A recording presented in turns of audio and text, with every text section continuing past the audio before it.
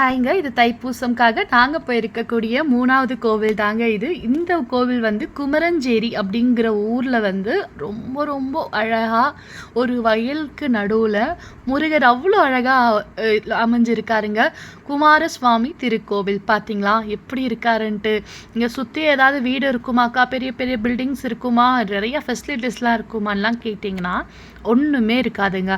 ஒரு அரச மரமும், வேப்ப மரத்துக்கும் கீழ முருகர் அப்படி இருப்பாரு. பார்க்கவும் இல்ல அதோடைய காத்தும் சேர்ந்து அவ்வளோ சூப்பரா இருக்குங்க.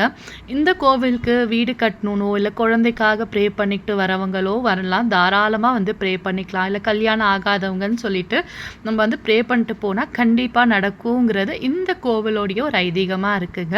அதே மாதிரி தான் இன்னைக்கு நம்ம இந்த கோவிலுக்கு போயிருக்கோம். ரொம்ப அழகா இந்த டே அமைஞ்சிச்சு. இந்த கோவிலுக்கு டிரான்ஸ்போர்ட்டேஷன் ஃபெசிலிட்டிஸ் கொஞ்சம் கம்மியா தான் இருக்கும்னு நினைக்கிறேங்க. ஓன் டிரான்ஸ்போர்ட்டேஷன்ஸ் இருந்துச்சுன்னா போறதுக்குமே கொஞ்சம் ஈஸியா தான் இருக்கும்.